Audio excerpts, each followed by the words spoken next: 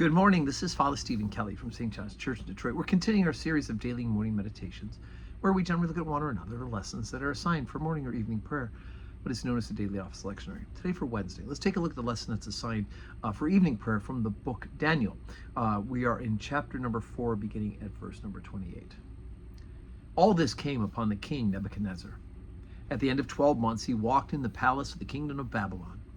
The king spake and said, Is not this great Babylon that I have built for the house of the kingdom by the might of my power and for the honor of my majesty? While the word was in the king's mouth, there fell a voice from heaven saying, O King Nebuchadnezzar, to thee it is spoken, the kingdom is departed from thee. And they shall drive thee from men, and thy dwelling shall be with the beasts of the field. They shall make thee to eat grass as oxen, and 7 times shall pass over thee, until thou know that the Most High ruleth in the kingdom of men, and giveth it to whomsoever he will. The same hour was the thing fulfilled upon Nebuchadnezzar. He was driven from the men, and did eat grass as oxen, and his body was wet with the dew of heaven, till his hairs were grown like eagle's feathers, and his nails like birds' claws. And at the end of the days, I, Nebuchadnezzar, lifted up mine eyes into heaven, and mine understanding returned to me. I blessed the Most High, and praised and honored him that liveth forever, whose dominion is an everlasting dominion, and his kingdom is from generation to generation. And all the inhabitants of the earth are reputed as nothing, and he doeth according to his will in the army of heaven and among the inhabitants of the earth, and none can stay his hand or say unto him, What doest thou? At the same time my reason returned unto me, and for the glory of my kingdom. Mine honor and brightness returned unto me, and my counselors and my lords sought unto me. And I was established in my kingdom, and excellent majesty was added unto me.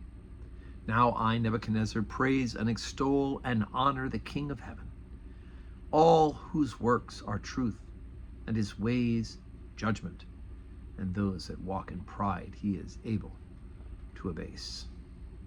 Okay, so we know Nebuchadnezzar is not a member of the original covenant, right? It's the king of Babylon, a pagan country, but that God is using Babylon to punish the people of Israel who have turned away from their belief in him. First, the 10 northern tribes, then eventually the 2 southern tribes are defeated by the Babylonians. God uses the Babylonians to have this come upon the people of Israel because they need to be reset.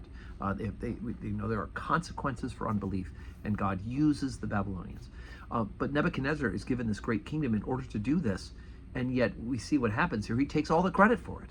And so Daniel, the prophet, who's called Belshazzar by the Babylonians, he is able to interpret dreams. So what we read yesterday was the dream that Nebuchadnezzar had that that was interpreted for Nebuchadnezzar, the dream about the tree and the kingdom, that this is what would happen. And of course, here he is.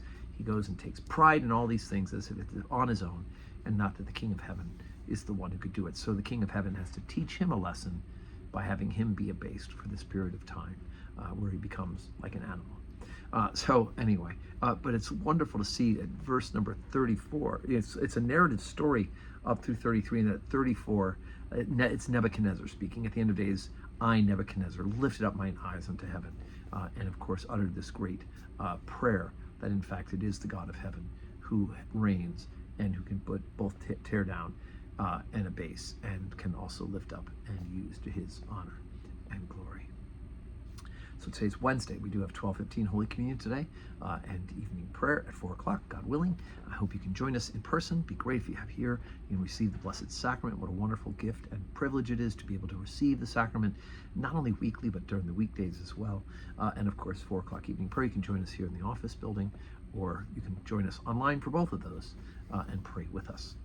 And may you have a wonderful Wednesday full of blessings.